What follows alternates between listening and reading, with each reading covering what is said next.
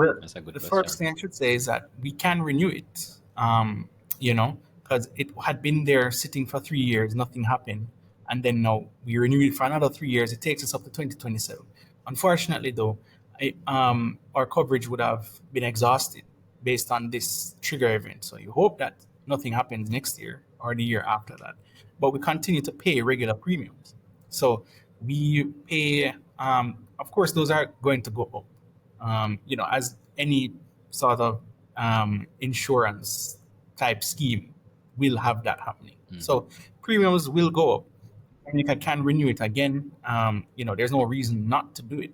As for whether investors will do it, I think so. I genuinely think that you will have those very high risk investors who are going to do it because based on the amount, they could give you back 150, maybe they'll give you less, they could give you more. But in the global market for these things, it's a very minuscule amount because the global market for catastrophe bonds is around 55 billion US, and this is 150 million US. So for large institutional investors who took a hit, that might not have been such an extreme hit for them, right? And given that, you can get any coverage is good coverage. If it was 50 million, it would have been good, because it's not meant to cover the full extent of losses. It's just making sure that you have sufficient liquidity in this period now where you are not expected to have any liquidity because revenues are going to fall through the floor, right? So it's just about having that money on hand. It could have been 5 billion, right? So whatever coverage Jamaica can get, when they work it out with the risk modelers, who is going to take on that risk, um, and not to mention that the reverse is true. So with premiums going up, and these guys are now going to get a higher payout, maybe somebody will be so moved to now invest in the cat bond, knowing that look, for 3 years Jamaica did not have this thing happening, and they got a huge payout from us, from our premiums. Now, from 2027 to 2030, who knows what will happen? You know, these investors might say, look, we're going to take a chance, but that's why it's extremely high risk. And in the world of investing, you both know how we speak about that trade off between risk and reward. It's not always one to one, right? So people just have to sit and assess and determine what sort of reward is proportional to this risk that I'm about to take. That's so true.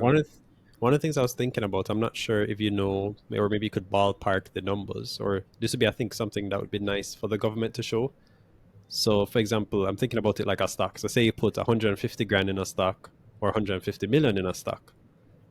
It's almost like the premiums would have been how much we would have been paying. So I'm trying to like ballpark it. Is it like, for example, maybe over those, whatever, I think you said 3 years, is it like, oh, we paid $10 million in total, which would have been split up either maybe monthly or quarterly or whatever, or maybe annually.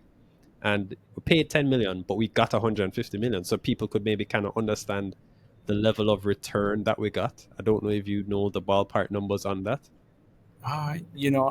It's not publicly available information. I've never come across it. But in paying those regular premiums, that would be counted as part of expenditure. So unfortunately, the government never makes those things available, just like how they don't make, for example, asset tax available. It's just lumped together with corporate income tax. So, the financial sector has been complaining about that for some time. So, I wish I could give a specific figure, but I mean, it's expected to be substantial. The millions, the tens of millions of dollars of US, which is several billion. So if you're going to get a payout like of this size, so we can reasonably expect that it is not an unmanageable amount of expenditure, but it is not insignificant.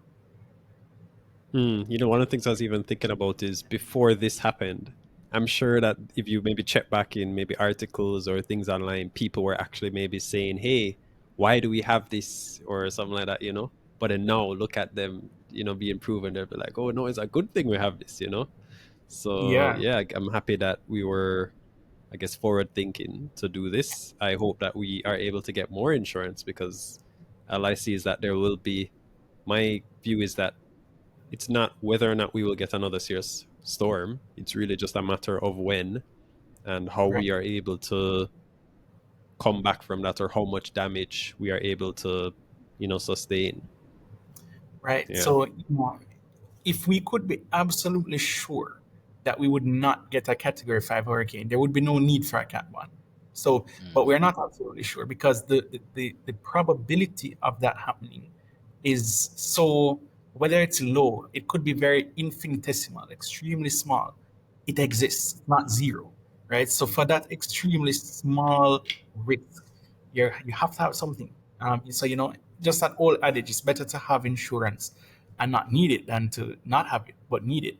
So a lot of persons were saying after Beryl, this thing happened and we did not have, we had this thing for just sitting there and it didn't work. Like people were saying, oh, it was the wrong insurance kind of thing and what have you.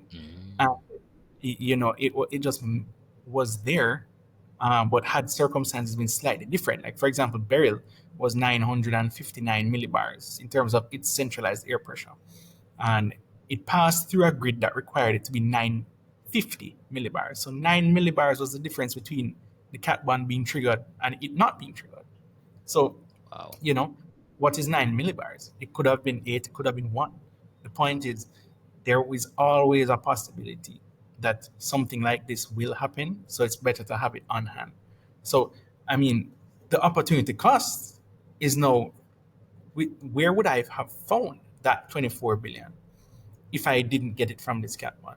I would now have to try to reassess and prioritize expenditure in the budget and try to figure out where I'm going to get that when revenues aren't going to be down. Where am I going to carve out that amount of money that's needed for right now? So persons can say, it's money well spent because I have the money now and in a difficult situation where it would have been extremely hard to find it otherwise. Yeah, that's 'Cause I something even I was think, also thinking about. Oh, sorry. Oh, go ahead, Preston. Go ahead. I was saying, like, what if, for example, it had been triggered with Beryl, and then as you pointed out, it's not like, oh, it just renews instantly. So we would have had that, Beryl was a lot less damage than this. So maybe in a way it's good that Beryl didn't trigger it. Well, you You know? have to remember that when Beryl happened, it didn't expire yet. So it would have been under the old Cap 1 and it would have renewed. And if it happened again this year, it would be under the new Cap 1. So it expires in the December of the year. So this one, that one expired December 2024. We have had coverage. This one now expires December 2027. So it's for the calendar year, which covers the hurricane No, but season. Beryl was last year. You said Mhm. 2024. It's expired. Yes, so If it you December. say was, December 2024, it would have Oh, renewed. yeah, it's Oh I wow! expired So hold see. on. If it had, first you're one. saying if Beryl had triggered it, we would have got 150 million US.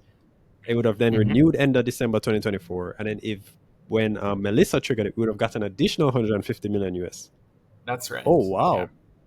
Okay, wow. Yeah. So it's The Okay. difference is expiring. 8 millibars. Yeah. So it Wow. expires in December in order to cover the full extent of the hurricane season because it ends in November. So Yeah. um, December 2021 to December 2024, then December 2024 to December 2027. Wow.